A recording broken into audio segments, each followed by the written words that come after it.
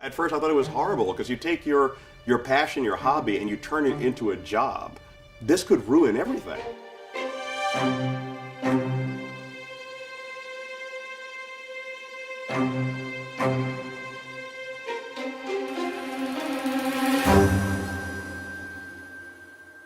When I went to work for a little brew pub called Manhattan Brewing Company, one of the first breweries east of the Mississippi after Prohibition in the modern era, so they opened up November 9th, 1984. I was there that night, so I remember it well. A guy who had been one of the senior brewers for Samuel Smith's, a very venerated British brewery, was brewmaster there, and I knew him from home brewing circles. And that's how I ended up getting into brewing, because I think I was there to borrow some yeast or something like that. And I said, how's it going? And he said, well, it's a little bit tougher now that my assistant is leaving. And I just kind of turned to him and I was like, I want that job. Now, of course, I had no idea what I was actually saying. I had a very cushy job at the time. I'd gone from working temp computer guy, and I was producing films and shows at night and brewing on the side. Where all this time came from, I don't know. I can't seem to find it anymore. We used to do things like write letters all day. I had a window office on the 52nd floor, then the Pan Am building, now the MetLife building.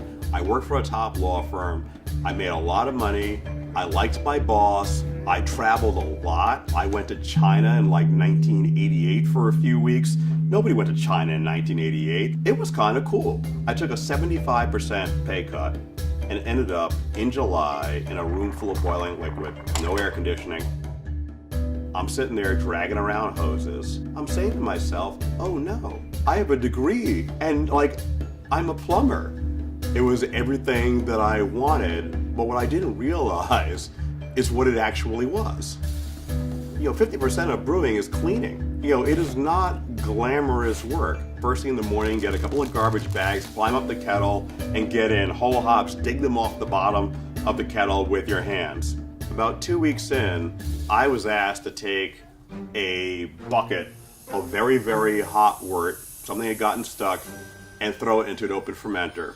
I was up like this, and the thing kicked back, and the liquid landed on my arm, and my skin just melted. I didn't know that your skin could melt, but apparently it can. And it just went whoosh, and it hung underneath my arm, in shreds. I'm like, well, that can't be true. That's an illusion. That can't happen. And I remember calling downstairs to the chef. I'm like, chef, I need you to come upstairs. I've been injured. And he said, oh, I'll send somebody up. I'm like, no, I want you to come up. I've already done all the screaming. What we need to do is leave here and go to the hospital. The next day, I was back at work. And my arm was wrapped up.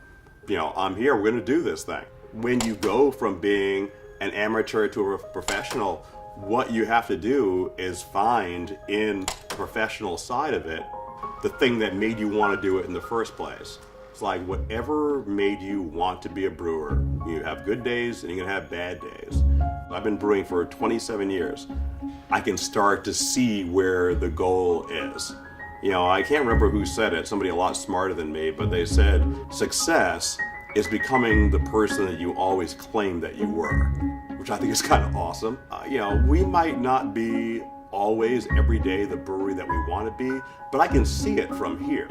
That's kind of the beautiful part, and the thing is, we go out every day and we chase that damn rabbit. He gave me the loaded gun, he said, shoot the can. I start to back up. It's like, no, I didn't say back up, shoot the can. And the can's right there on the ground. So I take this 20 gauge shotgun, and I'm just like, boom! And he's like, all right, now find me some tomatoes. There was an inside out can, and there was a red mist hanging in the air, and I couldn't find any tomatoes.